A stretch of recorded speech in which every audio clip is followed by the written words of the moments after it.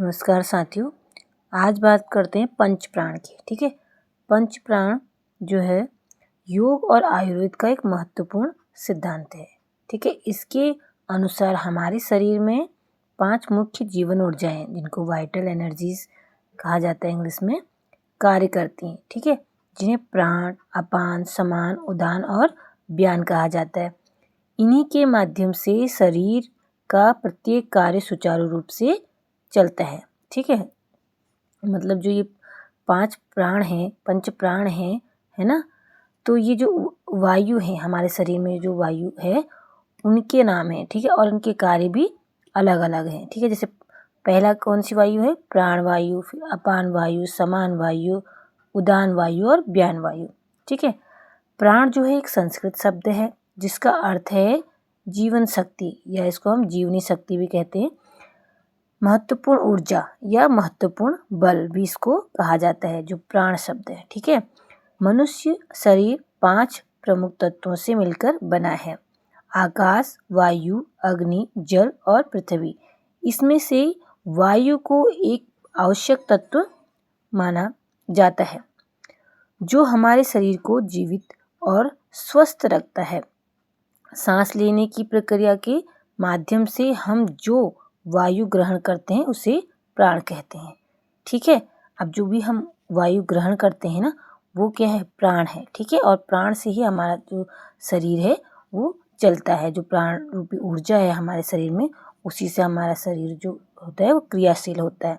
ठीक है, अब जो इसमें है, जो पहला वायु है हमारी प्राण वायु, हृदय प्रदेश में होती है। ठीक है, अभी मैं आपको एक चित्र के माध्यम से बताऊंगी, और अभी आप देख लीजिए कि जो हमारा प्राण वायु है वो कहाँ पर निवास करती है? हृदय प्रदेश में। ठीक है, जहाँ पर हमारा अनाहत चक्र होता है। अब कार्य क्या है इसका?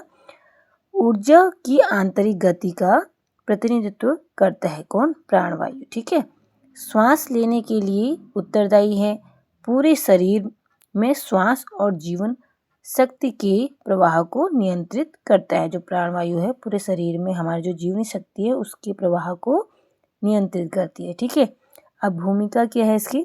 संपूर्ण मन और शरीर को पोषण देता है, मानसिक स्पष्टता और एकाग्रता बढ़ाता है। ठीक है, यह समग्र जीवन शक्ति के लिए आवश्यक है। ठीक है, अब तकनीक है इसके। प्राणवायु के प्रवाह और संतुलन को बढ़ाने के लिए प्राणायाम और ध्यान की आवश्यकता होती है। जब हम प्राणायाम करते हैं और ध्यान लगाते हैं तो उस टाइम पे उसके लिए क्या होता है? प्राणवायु का ही वो रूप होता है। ठीक है, अब जो प्राणवायु है यह मुख्य जीवनी शक्ति है। ठीक है, हृदय और फेफड़ों के क्षेत्र में यह सक्रिय रहती है। श्वास लेना, जीवन ऊर्जा का ग्रहण करना, मन को स्थिर रखना, सब प्राणवायु के कार्य हैं। ठीक है, उसके बाद है अपान वायु। अपान वायु का स्थान है, देखो, नाभि से नीचे का स्थान अपान वायु का स्थान है, और स्वादिष्टान चक्र जहाँ पे होता है वहाँ पर इसका स्थान है। ठीक है, निचली दिशा में कार्य करती है, मतलब शरीर का जो निचला भाग होता है उस दिशा में वो कार्य करती है। स्थान है इसका नाभि से नीचे मूत्राशय, मलाशय, जनन। ठीक है, जहाँ पर जनन अंग होते हैं वहाँ पर इसका क्या होता है? स्थान होता है। फिर है इसके जो कार्य हैं: मल मूत्र त्याग, मासिक धर्म, प्रसव और शरीर से अपशिष्ट निकालने का काम करता है। कौन करता है? अपान वायु। ठीक है, अब इसके जो कार्य हैं देखो, ऊर्जा की नीचे और बाहर की ओर गति का प्रतिनिधित्व करता है। सांस छोड़ने, मल, मासिक धर्म और प्रसव प्रक्रियाओं के लिए जिम्मेदार है। कौन है? अपान वायु। ठीक है, फिर भूमिका क्या है इसकी? अपान वायु विषहरण में महत्वपूर्ण भूमिका निभाता है, पाचन में सहायता करता है, उत्सर्जन को नियंत्रित करता है और प्रणाली को स्वच्छ रखता है। ठीक है, जो हमारे पाचन क्रिया होती है, जो भी हम खाना खाते हैं ना, तो उसका जो पाचन होता है उसमें सहायता कौन करती है? अपान वायु करती है। ठीक है, और उत्सर्जन को भी वो नियंत्रित करता है। ठीक है, और जो हमारी प्रणाली होती है पाचन तंत्र की, ठीक है, उत्सर्जन तंत्र की, उसको यह स्वच्छ बनाता है। तकनीकी है इसकी। योग आसन जो पेट के निचले हिस्से और श्रोणि को सक्रिय करते हैं। ठीक है, जैसे मूलबंध, मूलाधार और अश्विनी मुद्रा। ठीक है, इसमें इन तकनीकों का प्रयोग होता है। फिर है उसके बाद समान वायु। नाभि प्रदेश में मणिपुर चक्र शरीर के मध्य नाभि क्षेत्र कार्य करता है। ठीक है, जहाँ पर हमारे जो मणिपुर चक्र होता है ना, वहाँ पर ये समान वायु कार्य करती है।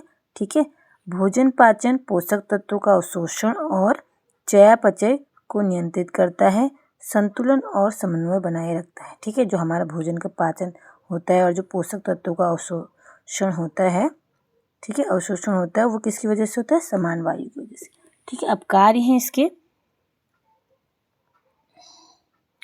ऊर्जा का आंतरिक संचलन का प्रतिनिधित्व करती है। ठीक है, और पाचन प्रक्रिया पोषक तत्वों का अवशोषण और पूरे शरीर में ऊर्जा के विवरण का प्रबंधन करता है। ठीक है, ये हमने पहले भी पढ़ा था, कार्य में भी आ गया। फिर है भूमिका। समान वायु शारीरिक और मानसिक दोनों रूप में उचित पाचन के लिए और स्पष्टता विकसित करने के लिए आवश्यक है। मतलब जब शारीरिक तौर पे और मानसिक तौर पे जो हमारा पाचन होता है, तो उसके लिए समान वायु क्या होती है? उत्तरदायी होती है। ठीक है, देखो जब हम मन से भी शांत रहेंगे ना और शारीरिक श्रम भी करेंगे, तभी हमारा पाचन अच्छे से होता है ना, और उसमें जो ये वायु होती है समान वायु महत्वपूर्ण भूमिका निभाती है। ठीक है, अब नेक्स्ट है तकनीकें इसकी। मुख्य मांसपेशियों को सक्रिय करने वाले योगासन, पेट पर ध्यान केंद्रित करने वाली प्राणायाम तकनीकें। ठीक है, जिन प्राणायाम से हम पेट पर ध्यान केंद्रित करते हैं, मणिपुर चक्र पे, स्वादिष्टान चक्र पे, है ना, तो वो जो तकनीकें होती हैं वो इसमें सहायता करती हैं। और योग आसन जिनका हमारे पेट पे प्रभाव पड़ता है, वो इसमें असरदार होते हैं। ठीक है, फिर उदाहरण है जैसे अग्निसार क्रिया, है ना, जो अग्निसार क्रिया करते हैं हम, और कपालभाति, जिससे क्या होती है? हमारे पेट की अग्नि शुद्धि होती है। ठीक है, नेक्स्ट है उदान वायु। ठीक है, अब ऊर्ध्व दिशा में कार्य करती है ना, और गला और सिर का क्षेत्र है। ऊर्ध्व दिशा में ऊपर की दिशा में कार्य करती है कौन? उदान वायु, और गला और सिर इसका क्षेत्र है। वाणी, अभिव्यक्ति, इच्छा शक्ति, चेतना को ऊपर उठाना, खांसी, उल्टी आदि इसके कार्य हैं। किसके हैं? प्राणवायु के। ठीक है, कार्य देखो फिर ऊर्ध्व गति और अभिव्यक्ति को नियंत्रित करता है। यह ऊर्जा के ऊर्ध्व प्रभाव का प्रतिनिधित्व करता है और वाणी अभिव्यक्ति संचार के लिए जिम्मेदार है। ठीक है, यही हमने ऊपर भी पढ़ा था। तो जो हम समझते हैं कि जो उदान वायु है वो ऊपर की ओर कार्य करते हैं, गला और सिर इसका क्षेत्र है, और इसके जो मुख्य कार्य हैं क्या है? अभिव्यक्ति को नियंत्रित करना। ठीक है, और मतलब जो अगर किसी व्यक्ति को अभिव्यक्ति अपने विचार प्रकट करने में उसमें कोई परेशानी होती है, तो वो उसका कारण क्या होता है? उदान वायु होता है। ठीक है, और जैसे खांसी, उल्टी भी ये उदान वायु के कारण ही होते हैं, इसमें असंतुलन होने पे। फिर भूमिका है इसका, देखो उदान वायु रचनात्मकता, अभिव्यक्ति को नियंत्रित करता है। यह ऊर्जा के ऊर्ध्व प्रवाह का प्रतिनिधित्व करता है।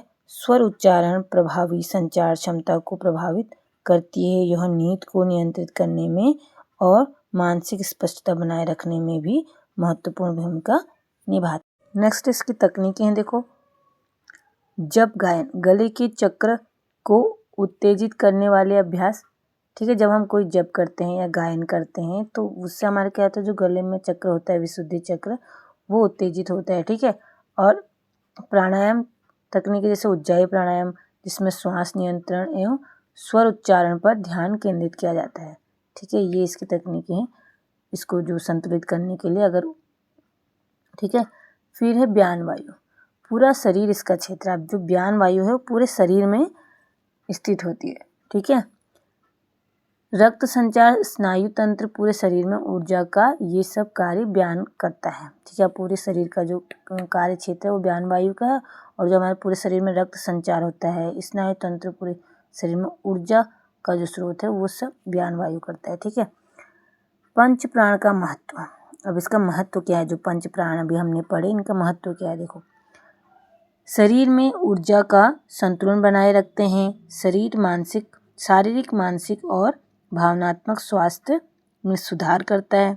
ठीक है, योग, प्राणायाम और ध्यान के माध्यम से प्राणों को नियंत्रित करता है। ठीक है, अब देखो इसको आप एक ये चित्र है इसके माध्यम से भी समझ सकते हैं। देखिए प्राणिक बॉडी हम इसको कहते हैं। जो ये प्राण है ना, इसके चित्र के माध्यम से आपके अच्छे से समझ में आ जाएगा। और यहाँ पर देखो इस संकेत के लिए दिया है जो प्राण है ना, ये जो समान है, और ये ऐसे जो दर्शा रखा है ये अपान है, ये उदान और ब्यान। ब्यान जो खाली जगह है ना पूरे बीच बीच में, ये सब ब्यान है, क्योंकि अभी हमने पढ़ा था जो ब्यान है वायु है वो पूरे शरीर में है। ठीक है, यहाँ पर देखो समान वायु ये है हमारे पेट के इसमें है ना। प्राण हमारे जो छाती है उस क्षेत्र में है ना। फिर उदान वायु, उदान का आपने पढ़ा था कि क्या करती है, ऊर्ध्व दिशा में है ना, ऊपर की दिशा में उदान वायु काम करती है। ठीक है, और फिर जो अपान वायु है वो उत्सर्जन का काम करती है, मासिक धर्म में उसमें सहायक होती है। तो ये अपान वायु नीचे की ओर को कार्य करती है। ठीक है, देखिए अभी आप एक शॉर्ट जो टेबल है तालिका द्वारा भी इसे समझ सकते हैं। ठीक है, मैं इसमें आपको दिखा देती हूँ, आप इसका स्क्रीनशॉट लेकर भी पढ़ सकते हैं। ठीक है, इसके जो मुख्य कार्य हैं सभी वायु के, है ना।